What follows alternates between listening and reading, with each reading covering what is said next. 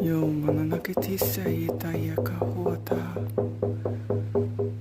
Yurukututiya nanakatasayaya. Yusu umananakaya.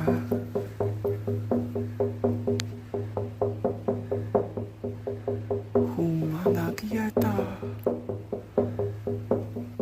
Rukutunaya nakatisaya.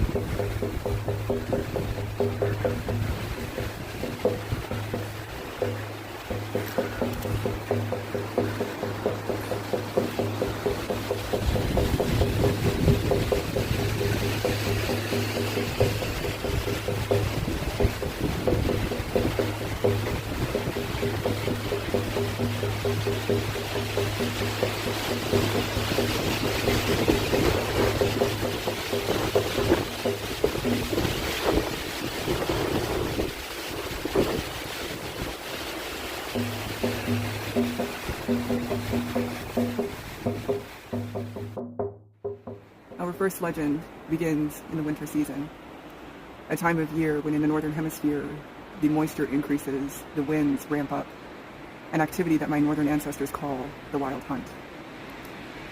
As the terrain becomes tumultuous, as many lives are claimed from the inhospitable time of year, my relatives of this region share a story between the mouse and the Douglas fir.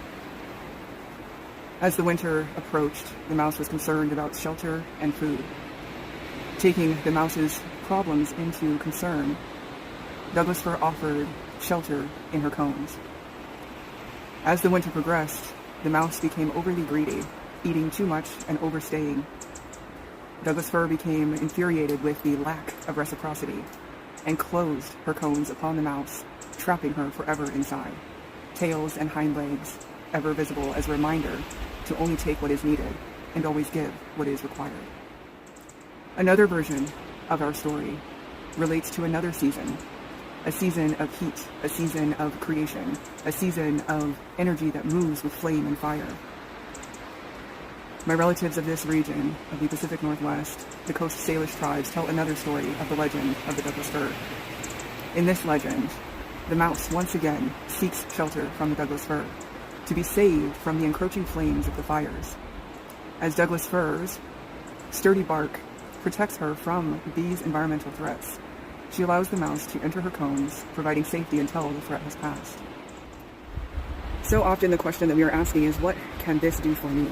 What can this tree do for me? And we start to look at specifications, we start to look at the qualities and properties that we would find desirable in a given project in order to help a vision come to life. And that is a beautiful thing, to look out on the world and to see what might be possible and to engage in actions that actually materialize it for our everyday experiences. The act of reciprocity brings into context something called right relationship. This stump behind me that you can see a portion of is the root ball of a Douglas fir that has fallen over. As a protected tree on state park land, that means that this tree will continue to be part of the ecosystem, giving after its life has come to an end.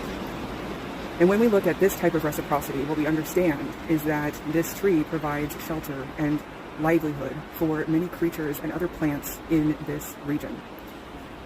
When we take this principle and we pull it into our everyday workings, we would clean up this tree, we would mill it and cut it down to usable sizes. In this way, a very large tree would be dispersed in many places within a larger project or amongst smaller individuals across projects, either way contributing to a sense of community. And yet, in our modern world, we often find that we give little thought to where things actually come from. when we ask this question, a deeper one arises, which is, what is the cost? What is the cost outside of economics? What are we actually taking and what are we actually giving in return? These are some of the components that Douglas fir helps us understand. This tree extends very far in this direction, which you'll see later in this video. In this way, she provides structure, and this length, this straightness, this bridge is also the quality that we as humans appreciate in a modern setting. For this reason, Douglas fir is often used in the construction industry for growing straight and usually unimpacted by twists and knots.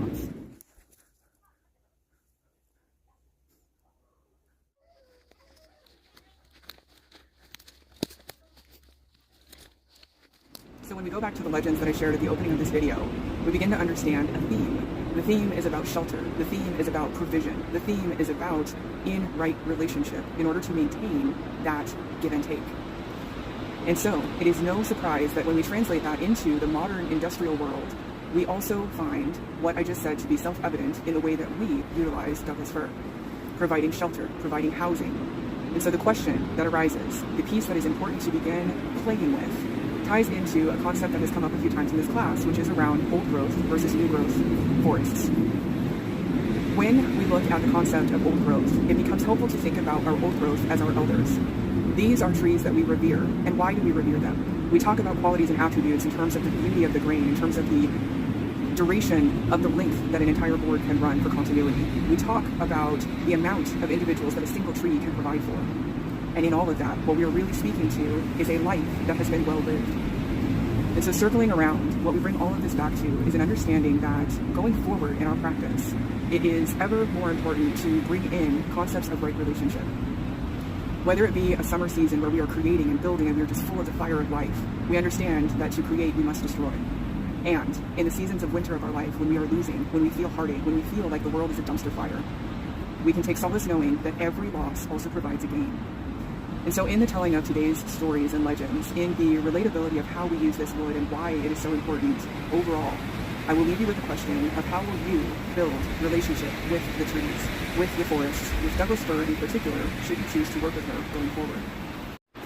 As previously mentioned in this class, the other reason Douglas fir is so important is because when you look upon the horizon of the Pacific Northwest, the predominant tree line you find will be that of Douglas fir. Growing taller than most other trees, providing shelter for the cedar, providing space for the alder, for the madrone, and for the hemlock. Going back to the concepts of right relationship, we can often find that one way of holding reverence is simply by spending time with the beings, with the environment, in its natural state. It is one thing to be in a lumber yard, it is one thing to be in a workshop.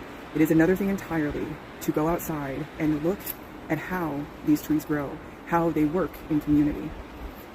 To see them not only as individual beings, but as a larger collective that helps provide the foundations that we know to be our home.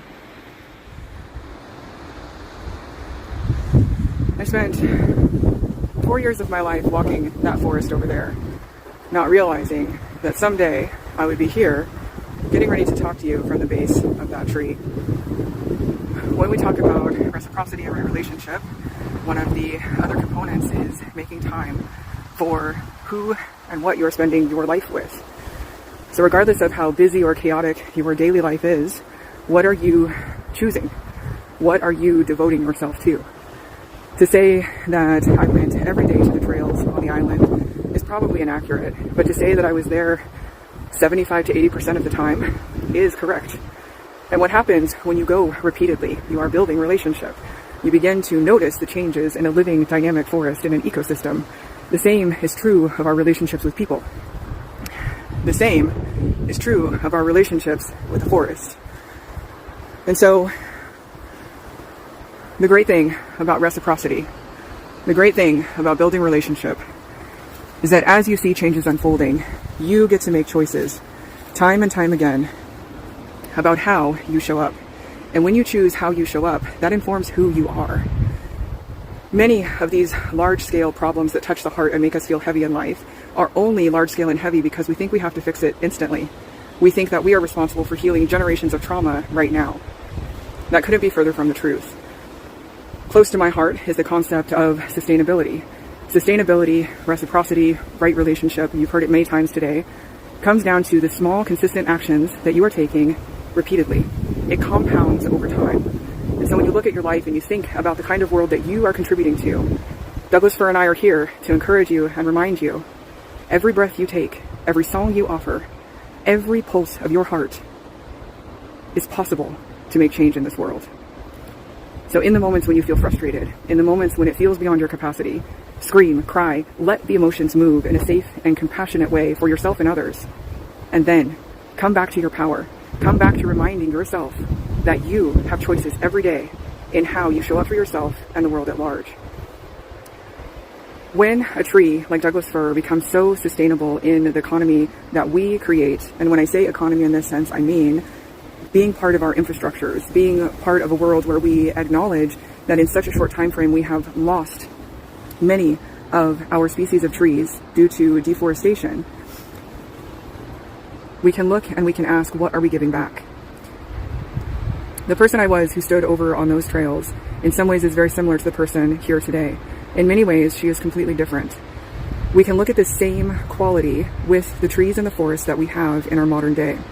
It is not as simple as cut a tree, plant a tree. When we are talking about building right relationship, we are talking about what are the ways that we are impacting ecosystem overall. The transactional currency with which we move through life comes down to our values, our beliefs, and the way that we choose to show up in life.